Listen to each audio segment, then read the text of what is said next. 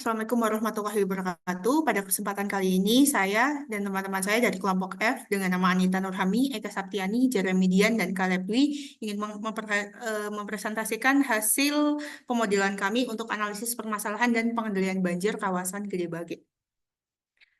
Dimulai dari pendahuluan, yaitu lokasi permasalahannya berada di sekitaran daerah Gede Bage dan perempatan Gede Bage yang berada di sekitaran wilayah Sungai Cinambo. Berikut adalah beberapa berita dan juga kondisi yang bisa dilihat di sekitaran kawasan Gede Bage. Untuk yang paling penting merupakan di perempatan Gede Bage, ada terdapat kolam retensi Gede Bage, kemudian pertemuan Sungai Cinambo dan Sungai Jajawa yang terletak pada Jalan Rumah Sakit, kemudian juga ada beberapa sampah di sungai sekitaran Jalan Soekarno-Hatta dan kolam retensi. Selanjutnya, kami juga melakukan validasi banjir, yaitu dari berita-berita, salah satunya adalah Berita Republik, yang itu sebagai validasi data ketinggian banjir, yaitu terdapat ketinggian banjir sekitar 30 cm, dan juga dapat dilihat pada berita kedua, yaitu mengenai hujan deras guyur banjir, guyur di Bandung, bisa dilihat bahwa banjirnya sekitaran motor, yaitu sekitar 30 cm. Berikut adalah skema sungai dan drainase yang kami buat yang berdasarkan dari peta Google Earth dan juga di lapangannya. Selanjutnya kami lakukan analisis hidrologi yang pertama dari delineasi das yang didapatkan 4 subdas, yaitu dari Jajawai, Cinambo, Cipamulihan, dan Cilameta, dan berikut adalah hasilnya. Kami dapatkan luas das, panjang sungai, dan juga slope. Setelah itu, kami melakukan analisis untuk sebagai inputan parameter-parameter yang digunakan untuk HKMS. Salah satunya adalah luas tata guna lahan dengan 5 tutupan lahan, yaitu hutan tanaman, pemukiman, pertanian lahan kering, sawah, dan terbuka yang bisa dilihat pada tabel. Kemudian kami lakukan perhitungan untuk input loss dan transform, sehingga didapatkan nilai CN komposit sebagai berikut yang bisa dilihat pada tabel kedua, dan yang ketiga adalah kami melakukan perhitungan untuk nilai lag time, initial abstraction, dan juga perhitungan untuk adjusted lag time, kemudian adjusted injection, dan juga untuk PRF untuk sebagai inputan di SCS loss dan juga SCS transform. Sehingga selanjutnya adalah mengenai stasiun hujan yang akan kami gunakan.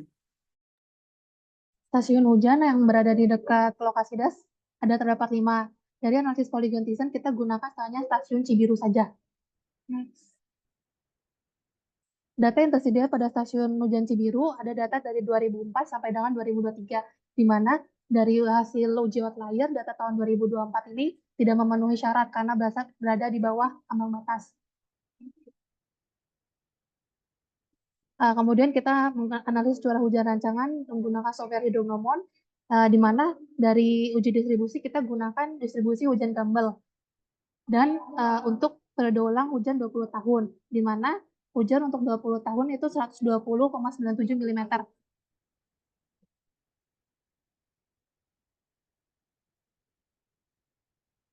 Kemudian kita menganalisis hujan debit desainnya, di mana kita menggunakan hujan pada subdasnya dalam rentang 117 sampai 119 mm dengan distribusi hujan PSA-nya 6 jam, di mana didapatkan debit untuk Jajawai 7,8 meter kubik, 78 kubik, untuk Cilameta 17,2, untuk Cipamulihan 23,2, dan Cinambo 27,8, di mana puncak hujannya terjadi pada jam ketiga.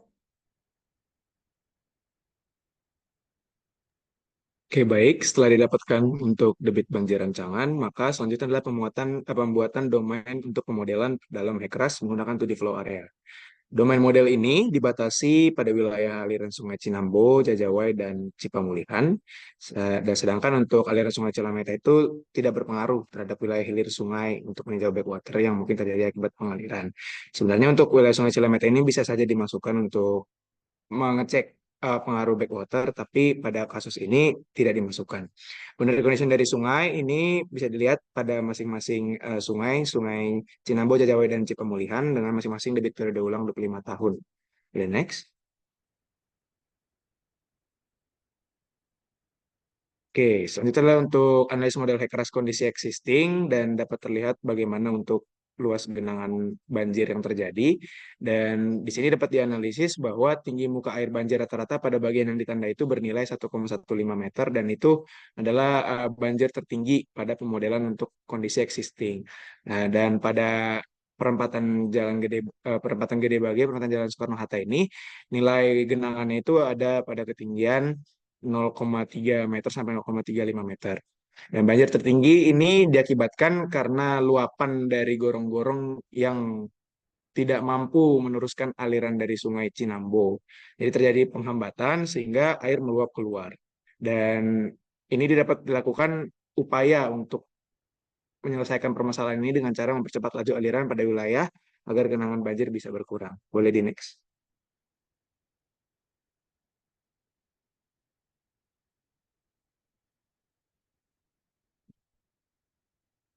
Boleh di next. Nah, kemudian untuk mempercepat laju aliran, di sini kami menawarkan solusi yakni untuk melebarkan dimensi dari drainase. Nah, pelebaran dimensi drainase ini kami maksudkan untuk meningkatkan waktu aliran sehingga dapat mengurangi tinggi genangan banjir eh, yang terjadi gitu. Nah, drainase yang dimaksud adalah drainase yang sebelumnya telah dijelaskan pada bagian skema drainase di mana terdapat 3 drainase yang mengarah ke selatan dan bersatu di dalam menjadi satu saluran drainase yang menuju ke sungai.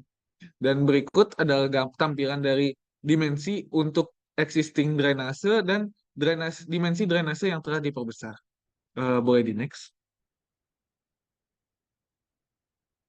Nah, berikut adalah hasil model yang telah dilakukan ketika pelebaran drainase dilakukan, di mana terjadi penurunan durasi waktu banjir.